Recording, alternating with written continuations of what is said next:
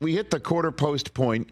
Again, that 17th game just ruined the easy math. It ruined a lot of things. It ruined them easy math, but I think we can kind of tell which teams need help, which teams need to play better, which teams are playing well, which teams are playing great, and which teams are exceeding expectations. We could see that right now. And we enter this portion of the calendar with 3 undefeated teams no longer.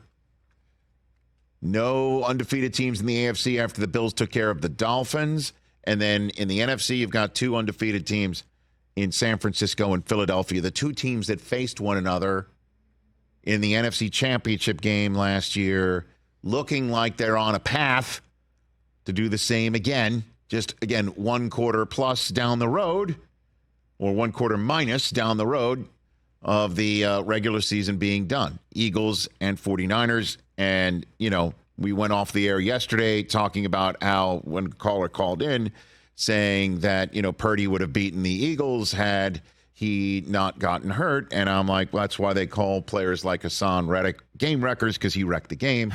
And the interesting thing is that they play one another, fascinatingly enough. Week 13, a game that's been circled on the calendar by Deebo Samuel with his comments back in the spring. And then in the summer, Hassan Reddick admitted he's doing the same when Deebo comes back in with the rest of the 49ers. So 49ers and Eagles. So why would Jerry Jones be piping in saying that the 49ers' path to the playoffs goes through him and the Dallas Cowboys, or intimating anything of that nature? Because he's Jerry Jones, and he can.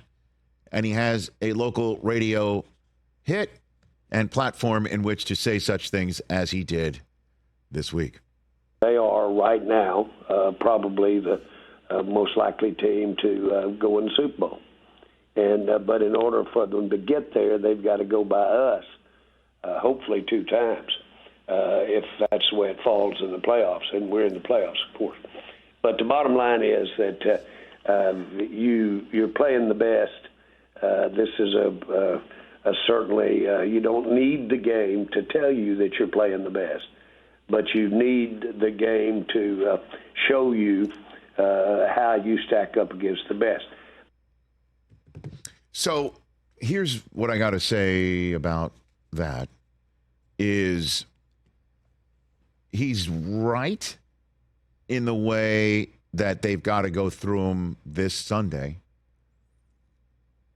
and that he's right that it's likely they're going to play each other in the playoffs once again.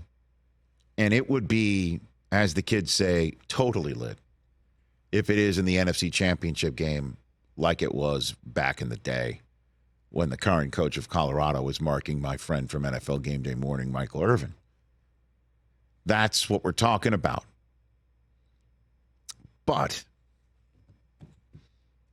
we need to see something out of Dallas that we saw against the Giants, and we saw against the Jets, and we saw against New England, against an opponent like the San Francisco 49ers and my guy, Brock Purdy.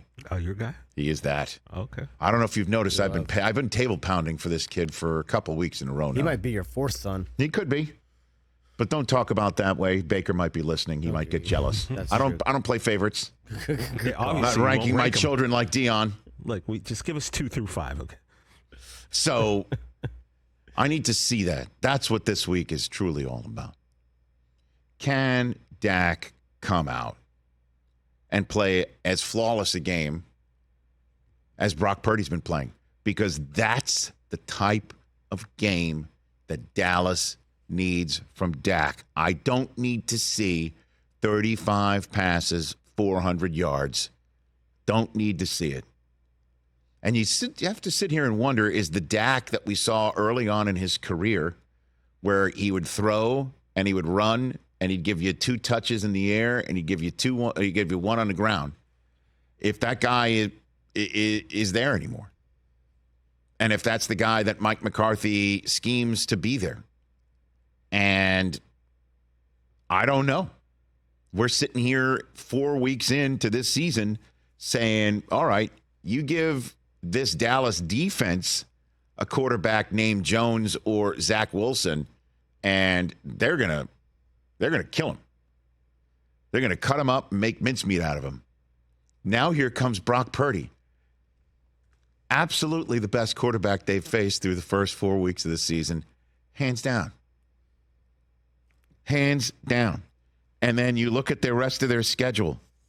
Dallas is taking on Justin Herbert and the Chargers next, and then Matthew Stafford, and then Jalen Hurts before they face Daniel Jones and a rookie in Bryce Young again, and then they get Sam Howell for the first time, and then Geno Smith before it's Hurts again, then Josh Allen, then Tua Tagovailoa, then Jared Goff before it's Sam Howell again. And this is the first time they are facing a real, live, bona fide assassin at the quarterback position. I am talking about Brock Purdy that way. An assassin? It's what he is. It's what he is, and everybody can't believe it. Can't believe it. And it's the first time, again, that Purdy's going to be going into a game where it's expected of him against an opponent like Dallas. That's my opinion. That might be 49er fans' opinion, but everybody continues to take a look at this kid's performances like it's house money. And he's playing like he's the house. Dealing. Making sure he's got, flipping over that hole card with the 6, and it's a 5, and then here comes the 10. That's the way he's playing. Nobody expects him to hit 21 with the hand he's been dealt. Personally, everything else around him, that's the hand that everyone feels is being dealt. So it is on Dak to not come out and go 350 and run one in. That would be nice if he does it. It would be beyond unexpected because of the defense he's playing against. It's 20-21. It's the line that Purdy just had against an Arizona team that Dak didn't have against the same Arizona team. Understand, one was home, one was on the road. Common opponent.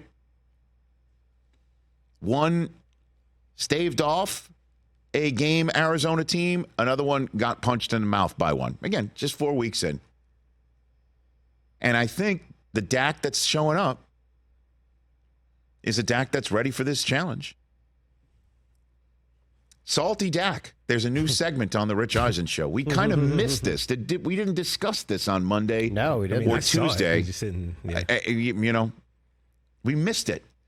But as soon as the Cowboys were done eviscerating New England and Dak took care of business against the Belichick defense that many of his haters thought would confuse him and confound him and expose him, he stepped to the podium and was asked about last year's loss to the 49ers.